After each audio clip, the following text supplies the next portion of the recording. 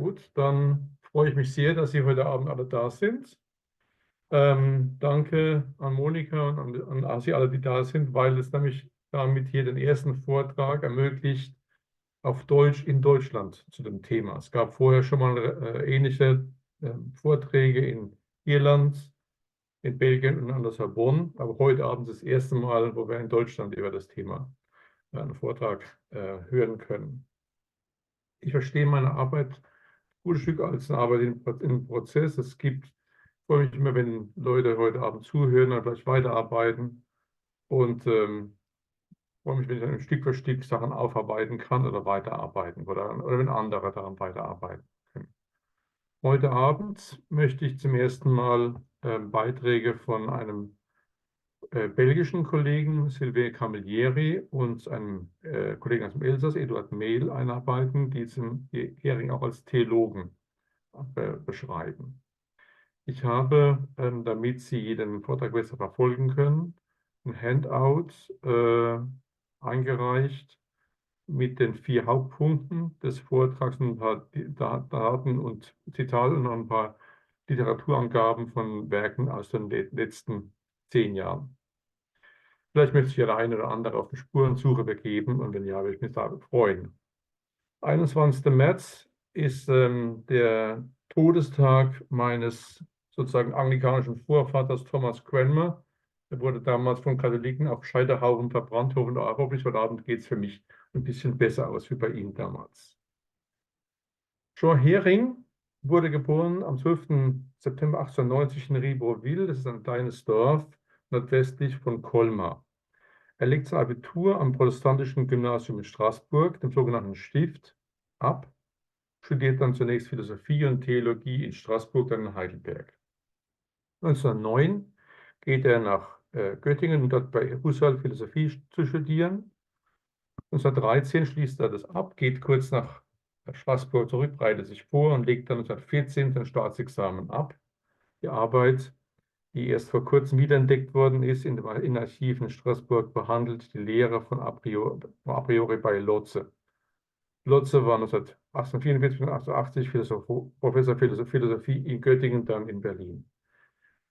Das Entscheidende und Interessante an dieser Arbeit ist, dass sie verschiedene Anhänge hat, zum Beispiel ein anderer Anhang über Fragmente zur Vorbereitung der künftigen Lehre vom a priori, in dem Hering seine eigene Vorstellungen entwickelt, auf die ich später nochmal zurückkommen werde. Hering meldet sich Anfang des Krieges, 1914, freiwillig, wird aber abgelehnt und fühlt sich wieder in einem Brief an Malthus ein paar Monate später, schreibt als Krüppel abgestempelt.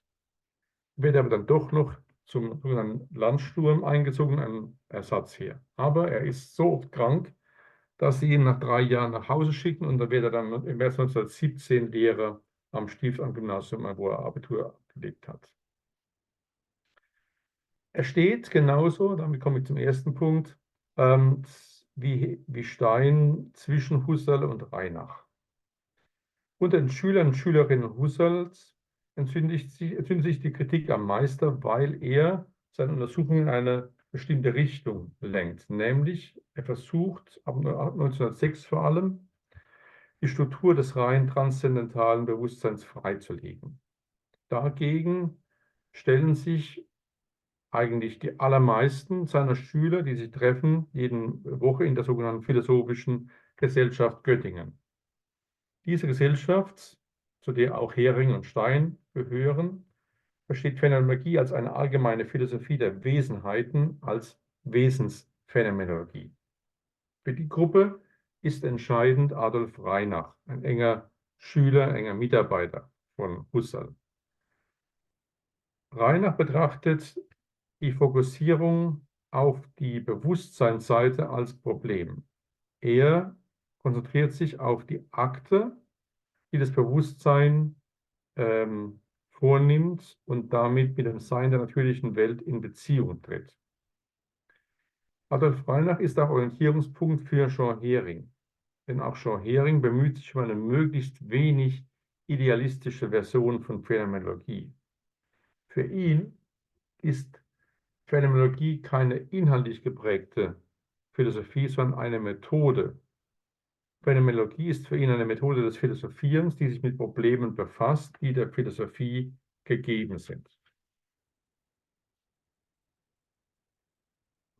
Die Kritik Herings an Husserl manifestiert sich zum ersten Mal schriftlich in einem Dokument, das man auf 1917 datieren kann, denn es ist geschrieben mit dem 27.04.1917. Das war also nicht lang nachdem Hering eine Stelle bekommt, eben an der Schule in Straßburg. Dieses Dokument, was nur 7 Seiten umfasst, trägt den Titel Phänomenologie als Grundlage der Metaphysik? Fragezeichen. Es gibt keinen Vortrag, der das gleiche Titel, das gleiche Thema hat. Es gibt auch keinen Beitrag, der veröffentlicht worden ist, der mit diesem Typoskript, was wir da im Hering-Archiv gefunden haben, übereinstimmt. Aber es ist eben das erste Mal, wo Hering sich schriftlich gegenüber Husserl kritisch äußert. Ausgangspunkt für Hering in diesem Dokument ist zunächst einmal die Frage, worin denn der wesensmäßige Grund besteht, damit die Welt sich überhaupt im Bewusstsein in möglichst vollkommener Weise darstellt. Problematisch ist für Hering, damit setzt er an, die Frage, die ja Husserl umtreibt, die Frage nach dem einen Bewusstsein, weil es nämlich, sagt Hering, immer nur um unser je eigenes Bewusstsein geht. Phänomenologie ist deswegen auch immer eine nicht allgemeine Phänomenologie. Unbezweifelbar ist nun, sagt er als Ausgangspunkt, dass ich Erlebnisse als wahrhaft Seiende erlebe. Und auf dieses Erleben gerate ich nicht durch eine rein eidetische Philosophie, sondern nur im Rahmen einer, wie er sagt, Phänomenologie der Faktizität. Oder wie er am anderen Punkt sagt, eine Faktizitätsphänomenologie. Diese Phänomenologie, sagt er, entspricht einer Art von Phänomenologie, die Husserl bezeichnet hat, aber nicht näher untersucht hat. In dem einen Absatz schreibt er, dass, den ich abgedruckt habe auf dem Handout auch, dass die von Husserl in den Ideen nur als wenig bedeutsam erwähnte Tatsachenwissenschaft von den transzendental reduzierten Erlebnissen ist die Grundlage der Metaphysik. 1913 kommt, also 4 Jahre zuvor, kommt Stein nach Göttingen und lernt dort Hering in der Philosophischen Gesellschaft Göttingen kennen. Es ist, sagt sie, ein vollkommen problemloses Kennenlernen. Sie schreibt später, mit Hering brauchte man nicht lange zusammen zu sein, um mit ihm Fühlung zu haben. Er kam jedem mit einer kindisch offenen Art entgegen, hinter der eine tiefe und zarte Güte stand. Dabei war er ein Schalk und hatte beständig die erstaunlichsten Einfälle, sodass seine Gegenwart alle bösen Geister der Schwermut, der Verstimmung, der Lieblosigkeit bannte. Wie ist nun Steins Verhältnis zu Husserl? Erstens, sie sieht die logischen Untersuchungen sehr positiv. Sie sieht darin eine neue Scholastik, so schreibt sie, die den Blick vom Subjekt abwendet und den Sachen zuwendet. Dagegen sieht sie die Ideen sehr skeptisch, denn sie klingen ihr danach, als wolle Husserl nun zum Idealismus zurückkehren. Aber, sagt sie, Phänomenologie darf sich nicht im Transzendentalen erschöpfen. Sie muss notwendig ontologisch sein. Sie muss sich der Erforschung des Wesensbaus der gegenständlichen Welt widmen. Deshalb sucht Stein nach der Verbindung zwischen dem erforschenden Subjekt und der erforschten Welt, die das Subjekt mit einschließt. Damit kommen wir zum zweiten Punkt. Wie kann ich überhaupt diese Außenwelt erfassen? Husserl sagt, ich kann die objektive Außenwelt nur intersubjektiv erfahren, durch eine Mehrheit erkennender Individuen, die in Wechselbeziehung zueinander stehen. Dafür ist die Voraussetzung, dass das Bewusstsein andere Individuen erfahren kann. Und Husserl spricht an dieser Stelle explizit, er verwendet den Begriff Einfühlung. Aber, sagt Stein, worin diese Einfühlung besteht, das beschreibt Husserl nicht. In ihrer eigenen Untersuchung kommt sie deshalb auch bei Husserl nicht weiter und wendet sich deshalb dann auch an Reinach, der die entsprechenden innerlichen Anstöße gibt. Dazu kommt das persönliche Verhältnis auch zu Reinach, der ihr fast eine väterliche Figur wird und sie aufmuntert und ihr auch Geborgenheit schenkt.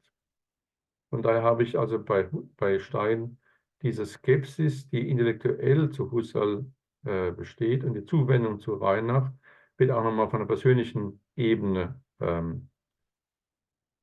ergänzt. Beide, Stein und Hering, engagieren sich sehr stark für die Einheit der phänomenologischen Bewegung. Stein will trotz aller Unterschiede keinen Graben zu Husserl ziehen. Auf einer Tagung 1932 in Juvisy bei Paris schreibt sie, es gab keine grundsätzliche Scheidung, es gab nur verschiedene Sichtweisen. Ähnlich sieht es auch Hering. Für Hering ist das Verhältnis zu Husserl so wichtig, dass als er im März 1926 berufen wird, den Posten als Hochschuldozent für Neues Testament und Geschichte des Christentums in Straßburg zu übernehmen, erst Husserl um seine Zustimmung ersucht. Interessant, aufschlussreich ist, dass diese differenzierte Haltung zu Husserl, wie sie von Stein und Hering vorgebracht wird, nicht geteilt wird von manchen. In einem Briefwechsel zwischen Hering und Theodor Konrad, viel später, erklärt Konrad vehement, es hätte niemand gegeben, der Husserl gefolgt wäre. Für beide, ähnlich was ich vorhin schon mal gesagt habe, für Hering und Stein bleibt Reinach zentral. Hering schreibt 1915 an Konrad Martius, ich wage nicht zu denken, was alles entstehen würde, wenn Reinach einmal nicht mehr da wäre. Phänomenologie als gesellschaftliche Einheit würde dann vollends explodieren.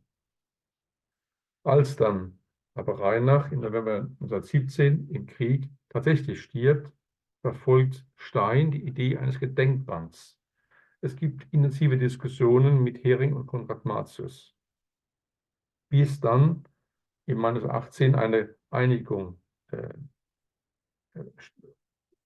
geschieht, aber nicht mehr unter dem Begriff des Gedenkbands. Hering schreibt da an Konrad Martius am Ende Mai 1918, der Stein erklärt, nie ein Gedenkband vorschlagen zu wollen, sondern eine Sammlung von Reinach-Manuskripten sowie Seminararbeiten, sich als Mittelpunkt zu denken im Rahmen der Auffassung der Sukanya. Sukanya ist ein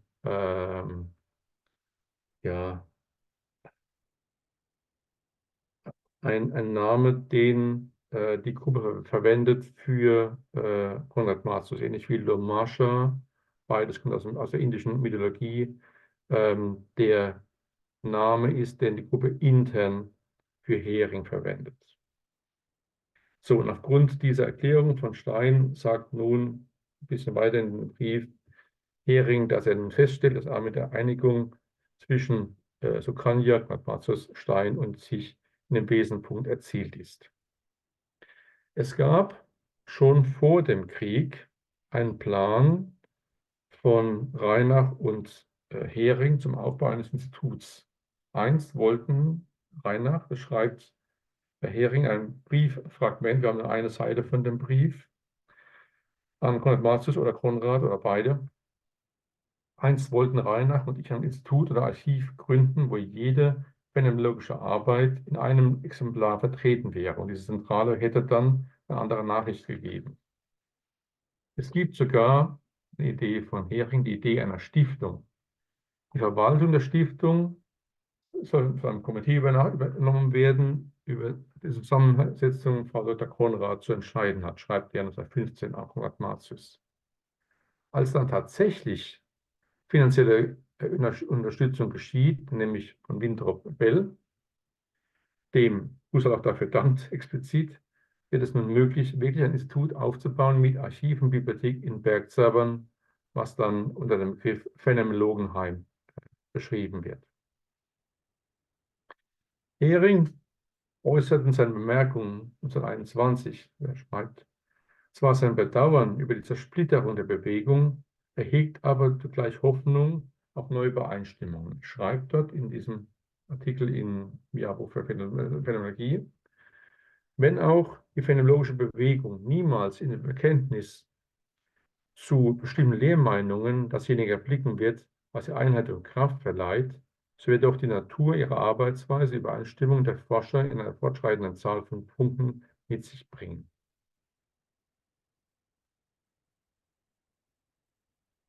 Entschieden also im Engagement für die Einheit der phänomenologischen Bewegung, differenziert zu Husserl und Reinach, sehen sich die beiden aber im Gegenüber zu Heidegger in Freiburg. Denn sie sehen, dass Husserl glaubt, er habe in Heidegger einen würdigen Nachfolger gefunden, wobei auch der Verlust seines Sohnes im Krieg eine Rolle spielt. Aber Husserl gar nicht merkt, dass Heidegger ihn ablehnt und die Studierenden von seiner Phänomenologie entfernen will. Deshalb beschreibt Stein die Situation in Freiburg als dunklen Punkt. Und Alexander Koyré schlägt vor Ort aktiv zu werden. Und tatsächlich, ein Jahr ungefähr nach diesem Vorschlag von Koyré, gehen er und Hering nach Freiburg. Es soll, schreibt Stein ein bisschen später an Ingarden, da sehr lebhafter Betrieb herrschen. Sehr viele interessierte Leute, aber alles orthodoxe Transzendentalphänomenologen. Wer nicht auf dem Boden des Idealismus steht, gilt als reiner Phänomenologe und eigentlich nicht mehr zugehörig. Der Meister Husserl erzählt, dass er vor Freiburg niemals wirkliche Schüler gehabt hat. Dieses Gegenüber zu Heidegger kulminiert noch einmal 1927, als Sein und Zeit von Heidegger erscheint und kurz danach Heidegger Nachfolger von Husserl in Freiburg wird. Der Kreis, zu dem Koyré, Konrad, Hering und Stein und andere gehören, trifft sich deshalb an Allerheiligen 1927 bei den Konrads in Bergzabern. Es ist das vorletzte Treffen von Stein bei Konrads. Sie kommen nur noch einmal ein paar Monate später dort zurück. Danach gibt es keine Treffen mehr dieses Kreises. Sie treffen sich noch einmal 1929 in Freiburg zum 70. Geburtstag von Husserl und Stein trifft noch einmal mit Hering zusammen 1932, als sie nach Juvisy, ich habe vorhin schon mal die Tagung erwähnt, in Straßburg 2 Tage verbringt und dort mit Hering einige Sachen unternimmt und besichtigt. In dieser Zeit, Anfang der 30er, in der 20er, üben Konrad Martius vor allem sehr scharfe Kritik an Heidegger. Sie wirft ihm vor, er habe die Türen aufgemacht zur Metaphysik-Arbeit den Durchbruch verweigert. Er habe diese Türen sofort wieder verschlossen. Stein geht nicht ganz mit bei dieser Kritik. Sie sagt, dass Heidegger die Frage nach Gottes Sein, Erkenntnis und Dasein nicht aufwerfen wolle. Für ihn ist der Fokus, dass der Mensch das Sein begreifen muss, um sich zum Seienden zu verhalten. Die Möglichkeit eines ewigen Seins lässt er, sagt sie, offen. Aber es ist in ihrer Beschreibung eine kalte Welt, die Heidegger entwirft. Eine kalte Welt, in die das Dasein geworfen wird, gegen den Tod kämpfen muss und deshalb versucht, sich quasi egoistisch, um zu leben, sich die Welt zunutze zu machen. Die Frage, inwieweit Heidegger religiös oder gar theologisch gearbeitet hat, ist eine sehr spannende Frage, die ich nicht weit nachgehen kann in diesem Vortrag. Aber es ist doch interessant, dass Silver Camilleri, einer der besten Kenner von Hering, Philosoph und Theologe, dass er Heidegger mit Scheler und Reinach zu den Vätern einer sogenannten theologischen Wende zählt. Stein und Hering wären dann die ersten Schüler. Aber es ist interessant, auch, denke ich, aufschlussreich, auf diese Aussagen von Stein und Heidegger auf ihre jeweiligen religiösen Entwicklungen zu betrachten, die ja eigentlich gegenläufig sind. Denn ich habe die am Ende bei Heidegger, der ja katholisch sozialisiert ist, Priester werden will, aber dann abgelehnt wird, sich dann dem Protestantismus zuwendet und am Ende einem sogenannten freien Christentum zuwendet, dass da bei ihm eine kalte Welt sich ergibt, ein unbarmherzig geworfenes Dasein. Und während umgekehrt Stein, die er sich sozusagen aus ihrem eigenen Bereich hinwendet zum Christentum, sich orientiert in religiöse Gemeinschaften, sie kann mit diesem Geworfensein nichts anfangen, das Unbarmherzige, sondern für sie ist das Gehaltsein und die Geschöpflichkeit wichtig in ihrer Beschreibung des Daseins. Das, was bei Stein das erkämpfte Dasein ist, ist bei ihr ein beschenktes, empfangendes Sein. Wir gehen wieder nochmal zurück auf den Anfang dieser Entwicklung. Wieder Anfang in den Krieg. Und kommen da wieder auf Reinach. Reinach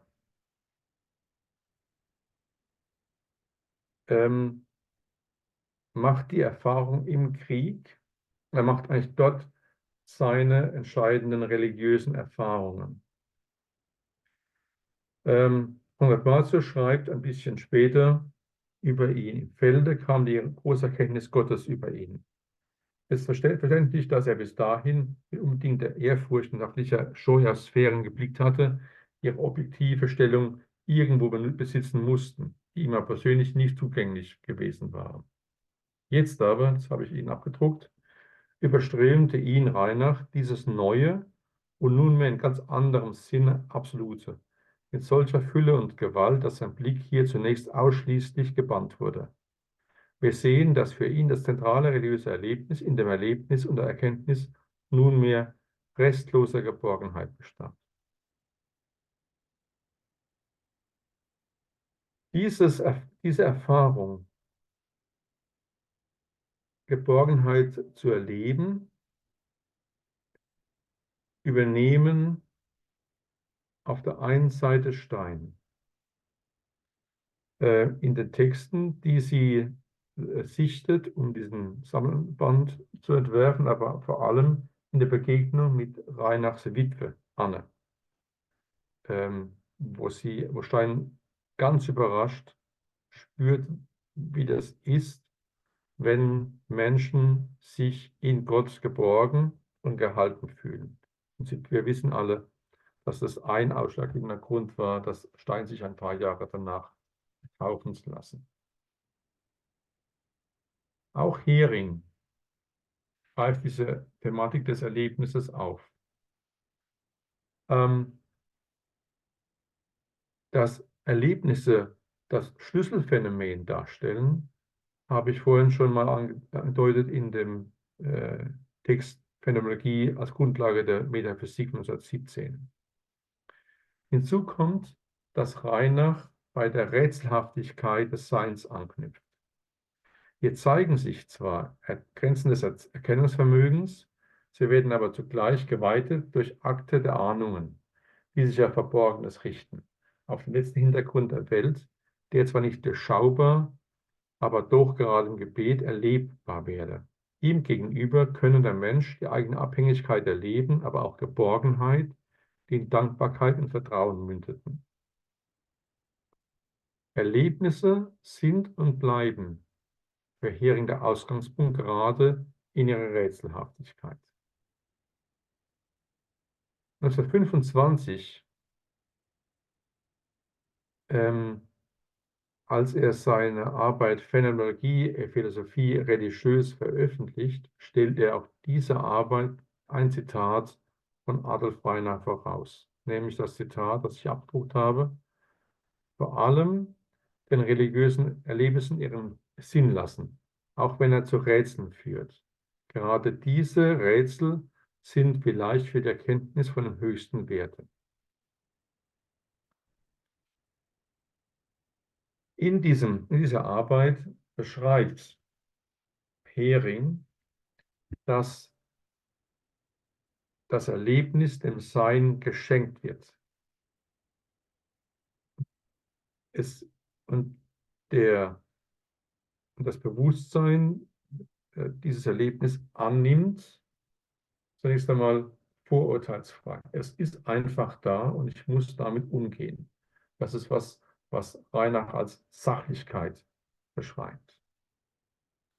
Es geht deshalb der, wie er sagt, religiösen Philosophie, wir würden heute sagen, eine Phänomenologie des religiösen Erlebnisses. Es geht darum, dieses Erlebnis als ein Ereignis religiöser Erfahrung zu beschreiben in seiner ganzen Objektivität. Deshalb verwendet auch Hering in seiner Ausführung nicht den Begriff Vécu, Erfahrung, sondern immer Événement, Ereignis, um jedwede Subjektivität zu vermeiden, um bei der Sache zu bleiben. Er verwendet auch nicht den Begriff Tatbestand, weil Tatbestand schon ein Urteil enthält, sondern immer den Begriff Sachverhalt. Etwas, was gegeben ist, was ich nur in seiner Struktur erkenne. Das Ziel der religiösen Philosophie steht darin, dass ich klären will, was dieses Erlebnis wirklich ist. Zum Beispiel eine Empfindung von Freude, von Sicherheit, von Dankbarkeit ohne Anlass. Immer ist wichtig, dass dieses Erlebnis, dieses Ereignis geschenkt wird. Zum Beispiel im Traum. Das ist eine Sache, die nur sehr wenig, da hat nur eine Kollegin in Toulouse was dazu schon gemacht, aufgearbeitet worden ist.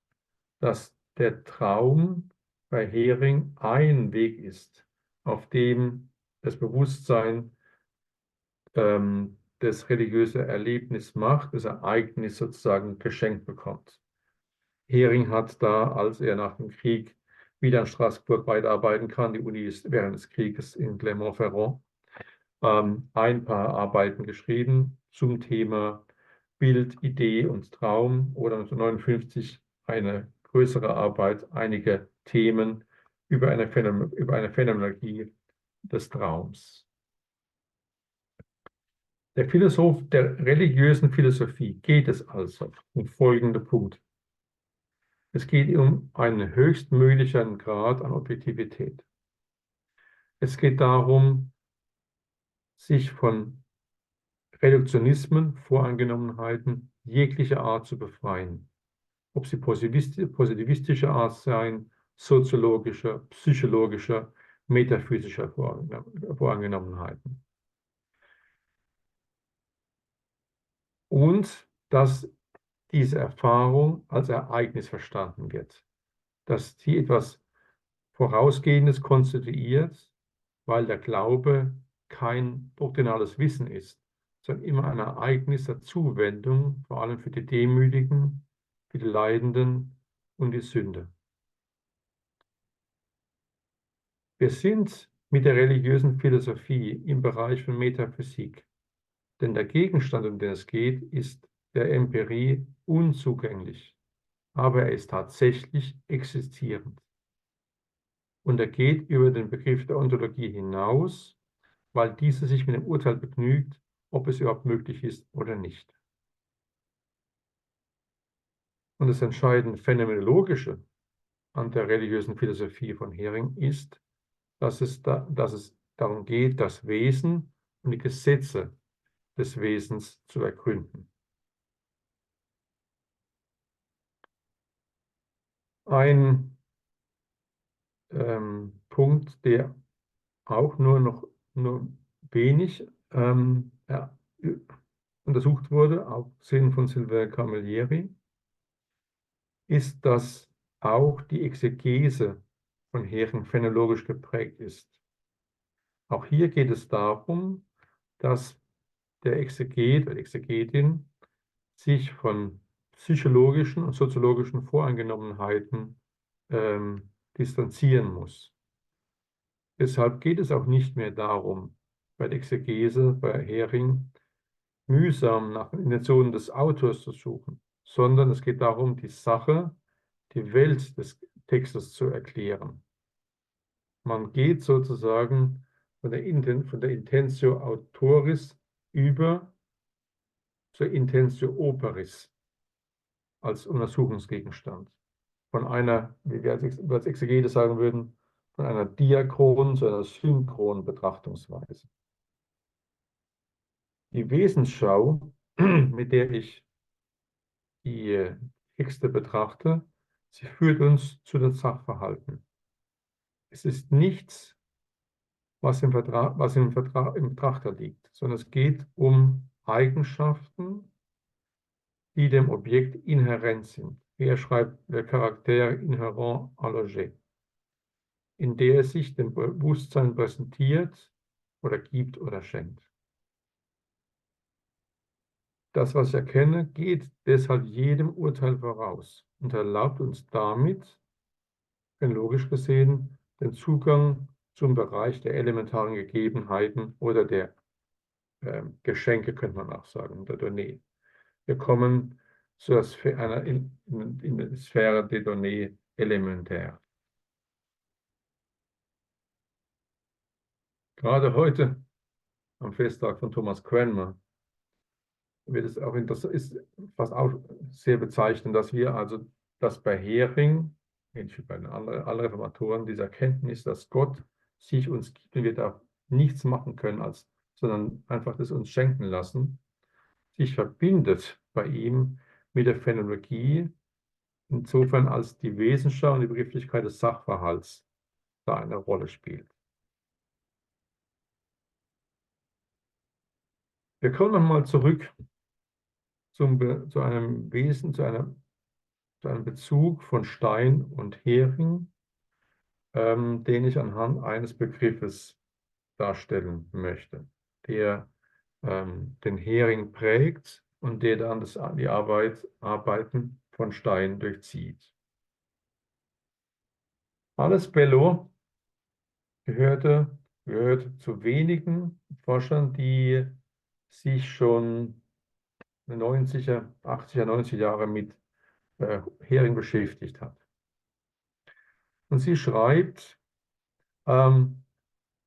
dass Hering eine Scharnierfunktion einnahm. Er hat von Husserl übernommen, was ihm wichtig war, die Wesensschau, zum Beispiel die Intention, die radikale Abkehr von Voreingenommenheiten, aber greift nun diese Begrifflichkeiten auf und führt sie weiter. Und wie sie schreibt Alles Bello, hatte er das gemacht in einem, wie Konrad Masterson Stein, in einem eigenartigen metaphysischen Gepräge. Aber sie hat es nicht weiter ausgeführt, damals alles Bello. Weil wir aber nun in den letzten 20 Jahren das Archiv von Hering aufarbeiten konnten und auch jetzt mittlerweile systematisch erforschen konnten, vor allem gibt es eine Reihe von jungen Kollegen, ich habe Sylvain schon erwähnt, dazu kommt Claudia Servon in Toulouse, Daniele De Santis in Prag und andere, werden nun Dokumente zutage gefördert, wie zum Beispiel, dass Stein Anmerkungen gemacht hat zu der Weiterentwicklung des Anhangs 1914 zu den Bemerkungen 1921.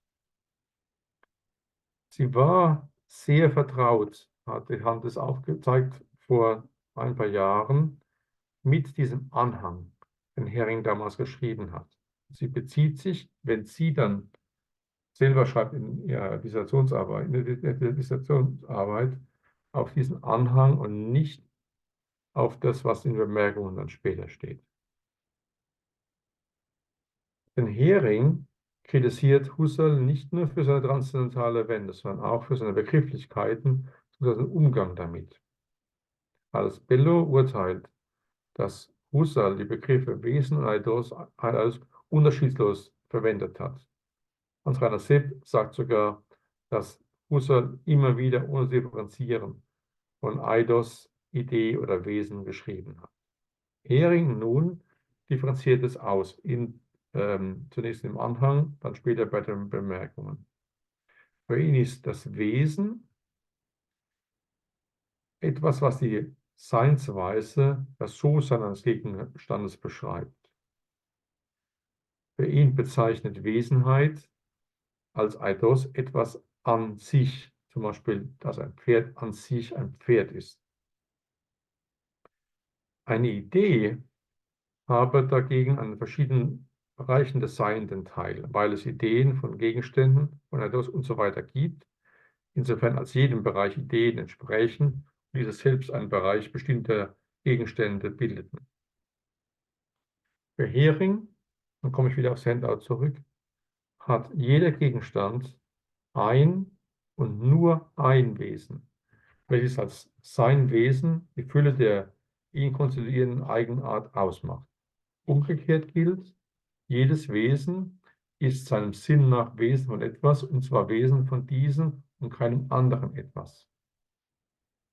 Herings Ziel besteht darin, den Schlüssel zu finden, der uns die Fülle des Wesens als einen zusammenhängenden Bau aufschließt, weil ihn, Hering, eine noch so minutiöse Aufzählung einzelner Züge des Wesens unbefriedigt ist.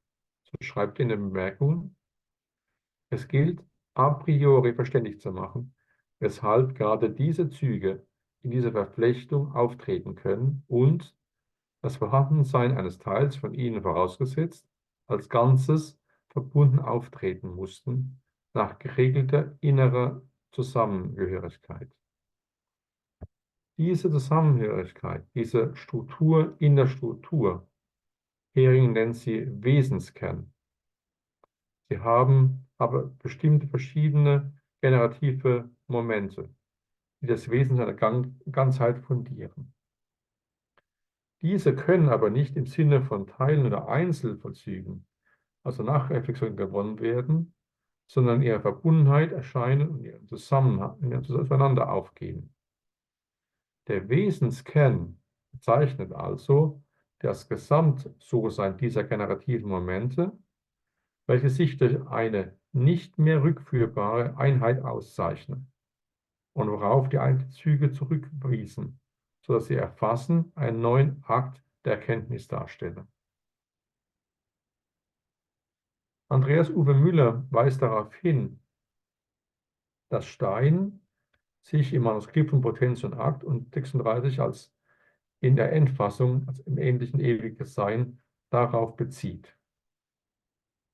Stein bezieht sich im endlichen ewiges Sein explizit sogar auf Herings Bemerkungen, aber ihre Korrespondenz mit Ingarden belegt, dass sie mit Herings Gedankengängen und Positionen schon lange vorher vertraut war, bevor Hering mit den Vorarbeiten zur Veröffentlichung der Bemerkungen überhaupt begann, spätestens 1916.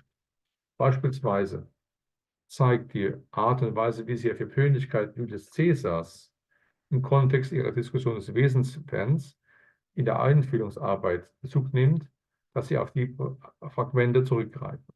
Sie schreibt dort zum Thema Wesenskern: Es ist ein eigener Wertbereich, der sich hier erschließt, und eine eigene Schicht der Persönlichkeit, die ihm entspricht. Eine sehr tiefe Schicht, die vielfach für die Kernschicht überhaupt gilt, in der Tat der Wesenskern. Denn die Natur einer Person hat etwas empirisch Zufälliges. Man kann sie sich mannigfach abgewandelt denken. Aber diese Variabilität ist nicht unbegrenzt. Wir stoßen dabei auf Schranken. Nicht nur, dass die Struktur der Seele als Seele erhalten bleiben muss, auch innerhalb der individuellen Gestalt treffen wir auf einen unwandelbaren Kern, die personale Struktur. Ich kann mir, schreibt sie, Caesar statt in Rom, auch in einem Dorf oder im 20. Jahrhundert ersetzt denken. Sicherlich würde damit für eine historische feste Individualität dann manche Änderungen erfahren, aber es würde immer noch Caesar bleiben. Das heißt, wenn sie schon in Einfühlung das Thema des Wesenkerns aufgreift, dass nicht nur ihr Hauptwerk 36, sondern schon die Anfänge ihrer akademischen Laufbahn geprägt sind durch die Übernahme von eines von Herings fundamentalen Konzepten. Allerdings nimmt sie eine Akzentverschiebung vor, die sich fortsetzt von der Einführungsarbeit bis zum endlichen ewiges Sein. Den Hering verwendet den Begriff, um Strukturen und Typen von Wesen zu unterscheiden. Stein allerdings übernimmt ihn als Bezeichnung einer tiefen Schicht von Persönlichkeit, für eine Struktur, die einen unwandelbaren Kern ausmacht. Und sie führt es auch weiter in der Studie Individuum und Gemeinschaft. Denn dieser Kern, der in allen Personen ist, der unwandelbar ist, er bestimmt, was wir tun, und er macht unsere Identität aus. Er macht auch aus, wie authentisch wir sind, wie sehr oder wenig das konkrete Leben dem Wesenskern dieser Persönlichkeit entspricht. Es ist deshalb wichtig, für die Anthropologie scheint zu verstehen, aber auch für ihre Pädagogik, dass dieser Kern, den sie jetzt als Christin sozusagen von Gott gegeben versteht, alles bestimmt, was wir tun. Sie schreibt in ihrer ersten Arbeit zum Thema Pädagogik 1926: Der Mensch ist wahrer Mensch, wenn er das ist, was Gott dem Menschen vorschreibt. Und zwar sowohl im allgemeinen Sinn des Menschseins, als auch im ganz speziellen Sinne der individuellen Persönlichkeit. Auch für jeden einzelnen Menschen ist im göttlichen Geist ein Urbild dessen vorgezeichnet, was er sein soll. Damit aber haben wir das Ziel der Erziehung umschrieben. Was anderes wollen wir mit der Erziehung erreichen, als dass der junge Mensch, der uns anvertraut ist, ein wahrer Mensch wird und wahrhaft er selbst wird. Diese Bedeutung des Wesenskerns, Personenkerns, habe ich schon gesagt, überträgt sie von den allgemeinen Beschreibungen des Wesens auf Personen, auf Gemeinschaften, ja auch auf Völker und, was ich ganz interessant finde, auch auf die Gemeinschaft der Kirche. Denn sie schreibt hier 36, könnte auch von heute sein, der Text: Der rechtliche Aufbau erschöpft das Wesen der Kirche nicht. Er ist auch nicht ihr eigentlicher Wesenskern. Man hat sie freilich lange Jahre hindurch vorwiegend von dieser Seite her gesehen und Außenstehende tun es noch heute. Aber bei den Theologen unserer Zeit, auch im schlichten Glaubensleben, ist wieder die paulinische Auffassung, dass Haupt und Leib ein Christus zum Durchbruch gekommen. Das besagt, dass die Kirche nicht eine willkürlich, künstlich von außen her gestaltete Einrichtung ist, sondern ein lebendiges Ganzes. Ich würde sagen, diese Frage nach den Personenkernen, nach der Authentizität, ist heute eine zunehmend brisante Frage, weil Menschen manchmal versucht sind, sich eine Identität zu basteln und diese Identität sozusagen vor sich herzutragen und damit sozusagen sich selber den Likes und Dislikes anderer aussetzen. Es geht aber wohl darum, finde ich, dass wir schauen, wo liegt unsere eigene Identität wirklich? Was macht uns als Menschen, mich als Person konkret aus? Gerade in einer Zeit, wo Stimmungen herrschen und geschürt werden, kann es wichtig zu sein, dass wir, mir wichtig sein, dass wir Menschen wie Stein folgen, die auf Authentizität achten, Wert legen und auf Hering achten, Menschen wie Hering achten, die Brücken schlagen. Hering war als Elsässer immer zwischen den Fronten. Er hat seinen Vornamen je nach politischer äh, Begebenheit benutzt oder an den anderen verwendet. Aber es war ihm wichtig, Husserl in Frankreich vorzustellen, nur ein paar Jahre nach dem Krieg. Und hat es auch später immer wieder gemacht. Es geht wohl darum, dass wir, glaube ich, uns um Authentizität mühen, uns selbst gegenüber und Gott gegenüber. Und in diesem Gehaltensein versuchen, Brücken zu bauen über unseren eigenen Fachbereich hinaus, manchmal auch über unsere eigene Nationalität hinaus. Vielen Dank für die Aufmerksamkeit.